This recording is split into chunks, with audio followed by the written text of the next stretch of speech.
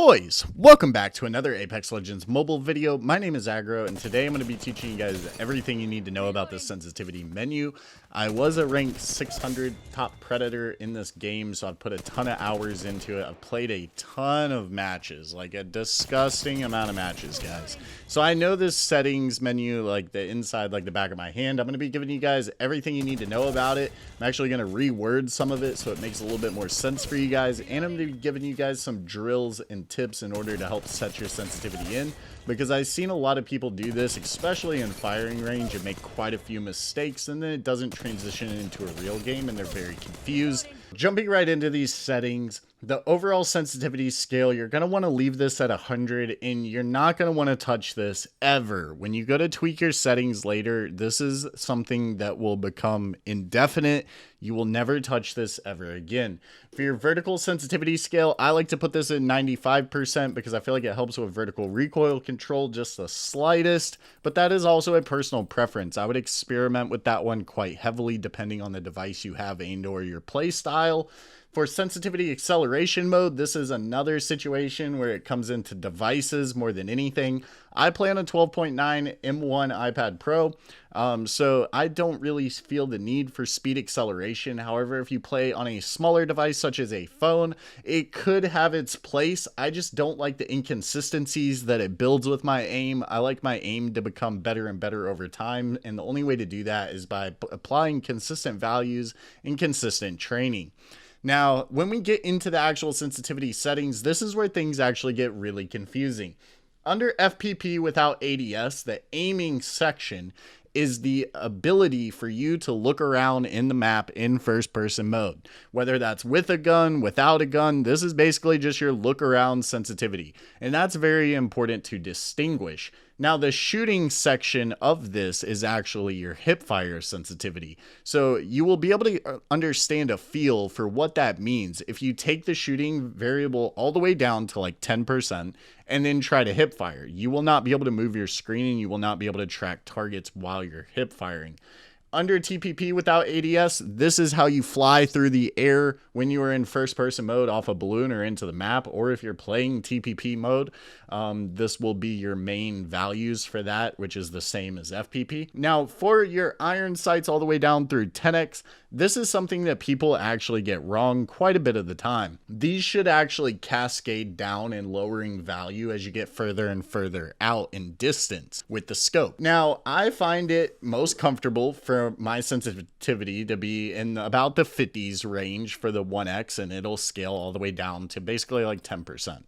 Another thing with this, when you guys set these values in, lower in this game is hyper beneficial. You can't go too low because you need to be able to track people as they're moving or lightning bunny hopping, which won't be a problem here in the next couple hours, hopefully. And so that's important, but you want to go as low as you can where you can still track enemies, whether they're taking an octane pad or bee hopping. You need to be able to keep up with people. But as soon as you hit that point of where you can keep up with people, stop. You're good. You will be fine. I promise. Because the aim assist being so strong in this game, you really want to stay on the lower values of sensitivity so that aim assist effect fully kicks in. If you put your sensitivity values really high, you won't benefit from aim assist as much. All right, so one of the things that I do is actually leave these linked until I get a value that I'm happy with, and I'm like, okay, we're hitting a lot of shots with this, and it's feeling good, right?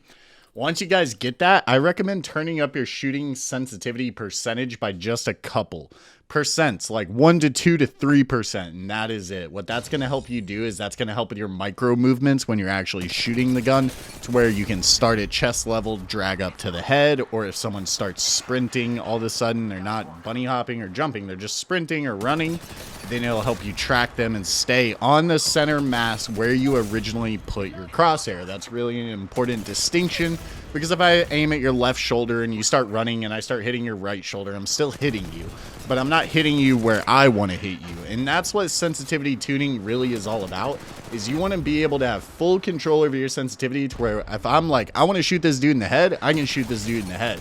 Now I want to go over some ways to actually set your sensitivity, some things you can do, because let's face it, shooting the dummies that are standing still in the firing range just isn't it. I'm pretty sure every single person watching this video can absolutely walk up to one of these dummies or even stand on the platform and lace any single one of them. It's not difficult. It has extreme AA enabled. So this is the, I guess, like tier list of how to actually do this, I would say. If you cannot mag dump the dummies that are standing still, you obviously need to lower your sensitivity. Once you guys have that figured out, then go into arenas and or deathmatch. This is really powerful because you can actually set the scopes. You can grab whatever scope you want and fine tune the sense in with the scopes against AIs or real people, left to be decided. It's up to you guys. But nonetheless, there are targets that are moving around and they're correlating some sort of attack on you. So that's going to help you get access to the scopes way faster than just going into a ranked or pub game. Now, after you guys get that down pretty good, where you're like, okay, I'm doing pretty good in TDMs, you know, people aren't really competing with me, and you're at the top of the leaderboard all the time, you should be getting around 15 kills. Once you guys hit that number, then you can transition into public matches, because let's face it, nothing is going to set your sensitivity like time played. And that's just the hard truth of it. If you guys want to be really, really good at anything, you got to put in a ton of time into it.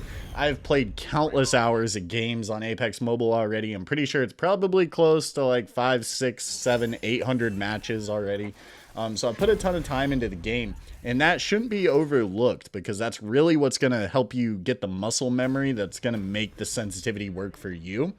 But the second step after you get really good in death matches and arenas is to go into public matches. Don't put a lot of pressure on yourself. Just go into public matches. Once public matches become really, really easy, I personally recommend going into TPP matches for ranked and then playing in first person mode. What this is going to do is it's going to give you a little bit more difficult opponents as you climb up through those ranks a little bit. And it's also going to help fine-tune your aim, but you're not going to have to worry about it because it's not your FPP rank.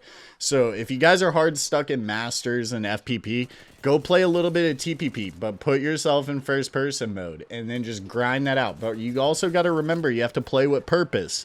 This is really important, because if you just go into TPP and you never make a sensitivity adjustment, or you never try to figure anything out when it comes to a particular scope, that could get really dangerous, because then you're just playing to play, and that's not going to help you get better either. Okay, so this very last tip is going to be a little contradictory to what I normally say, because I do understand the position that these scopes have in the game and the benefits that lie within them.